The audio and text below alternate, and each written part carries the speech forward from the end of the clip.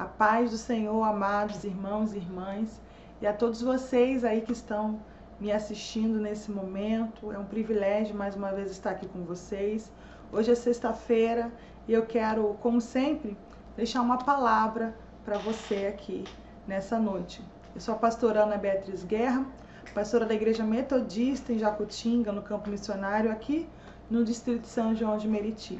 Bom, antes de nós lermos a palavra de hoje, eu quero te contar uma história. Eu queria que você refletisse na história de hoje. Amém? Bom, a história é sobre um pai que tinha 2 filhos. E esses 2 filhos trabalhavam para ele numa fazenda. E nessa fazenda, eles cuidavam dos animais, cuidavam dos plantios, cuidavam de todo o processo que uma fazenda precisa para se manter viva. Só que um belo dia, um dos seus filhos, muito cansado, revoltado, estressado com aquela vida de acordar cedo, pela madrugada para cuidar dos animais, ele decidiu conversar com seu pai e ir embora daquela fazenda para conhecer algo novo, conhecer uma cidade nova, conhecer pessoas novas. E aí passou-se um dia, o pai disse que iria pensar. E aí se passou-se mais alguns dias e o filho voltou a pedir ao pai se podia sair de casa para conhecer outro lugar. E o pai pediu para que ele pudesse esperar mais um pouco. Então, um belo dia, aquele pai que tinha juntado todo o dinheiro, toda a herança que podia dar para os seus filhos quando partisse, resolveu repartir aquele valor em 2. Deu um para o filho mais novo e a outra parte para o filho mais velho. Bom, o filho mais novo era o filho que queria sair de casa, queria conhecer coisas novas. Bom, o pai havia dado uma parte da herança para ele e ele, sem pensar imediatamente, pegou a sua bicicleta e foi embora para a cidade grande. E chegando lá no centro da cidade, conheceu uma moça muito bonita, e que parecia ser simpática, bem, sabe?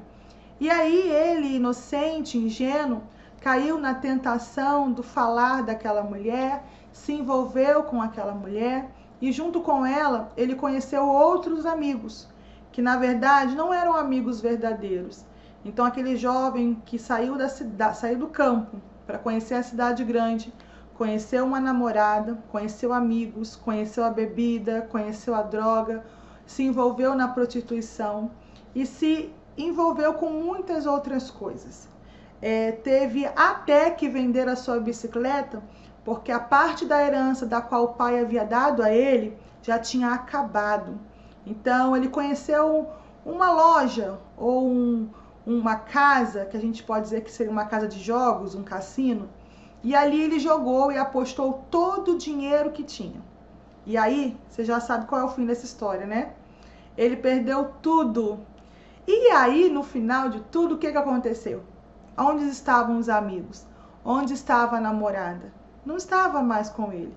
Então, ele se encontrou sozinho, sem dinheiro, sem bicicleta, sem namorada, sem amigo, mas viciado. E aí ele passou a roubar, a comer comida do lixo e a se prostituir para conseguir dinheiro para comer. Só que um belo dia, numa noite fria, sem saber onde iria dormir, parado na calçada, sobre a luz de um poste, abraçado nos joelhos, começou a pensar na sua família e perguntava para si só: será que eu posso voltar para casa? Será que meu pai me aceitaria? Será que se eu voltar para casa e me colocar em condições de servo, será que meu pai me aceita de volta? E aí aquele jovem decidiu abrir mão de uma vida que ele achava que era boa e voltar para casa. E aí ele rompeu com o orgulho, rompeu com as vontades, com os desejos que ele achava que era bom para ele, e retornou para casa. Só que o seu pai, desde o dia em que ele saiu, incessantemente ia na janela da sua sacada olhava para a estrada com a esperança daquele filho apontar a cada manhã, a cada tarde, a cada noite, de cada dia. Só que se passavam dias, semanas e meses e nada daquele filho chegar. Mas o pai, todos os dias, fazia a mesma rotina. E um belo dia, o que aconteceu? Aquele jovem que se arrependeu apontou lá no fim da estrada. E o pai, fielmente, que orava a Deus pedindo para o retorno do seu filho, estava lá na janela quando viu o filho chegar. Não pensou duas vezes, saiu correndo para abraçar o filho e disse para o seu filho como o amava, o como estava feliz de tê-lo de volta. Então, naquele momento, aquele jovem pediu perdão ao seu pai, reconheceu os seus erros, reconheceu a sua imaturidade e se colocou em condições de servo e disse: Pai, o senhor me aceita de volta? Eu trabalho para o senhor.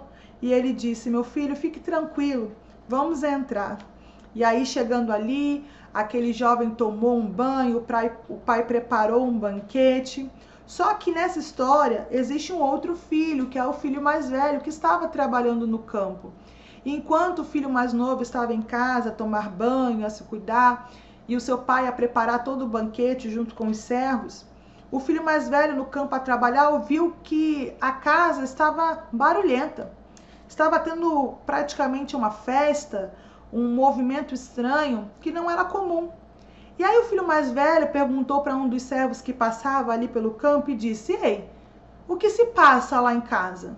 E o servo disse para o irmão mais velho: ué, você não está sabendo? O seu irmão, aquele, o mais novo, ele voltou e o seu pai está preparando uma grande festa. E o filho mais velho então olhou para o servo e disse: como assim? Preparando uma festa? Ah, não vai ficar assim não. Então ele correu para casa e perguntou para o seu pai: pai, como pode? Eu trabalho para o senhor todos esses anos, sempre fui fiel, sempre fui o primeiro a acordar e a cuidar do gado, e a cuidar do plantio, a fazer tudo o que o senhor sempre quis, e o senhor até hoje nunca fez um bezerro para mim, nunca fez uma festa, nunca fez um banquete como este. E agora o meu irmão, que saiu daqui revoltado, levando uma parte da herança que nem dele era por direito, e agora volta e o senhor faz um banquete para ele? Como pode isso? E o pai então vai dizer para o filho mais velho: ah, meu filho, esse aqui estava perdido e nós os achamos, estava morto e agora vive. E aí o filho mais velho, inconsolável, inconformável, vira as costas e vai embora. E ali o pai e o filho mais novo festejam por esse reencontro da família. E por que eu estou contando essa história que se encontra não nessas palavras, não nesse contexto que eu disse para você, mas lá em Lucas capítulo 15, lá no versículo 11, vai contar sobre a história do filho pródigo.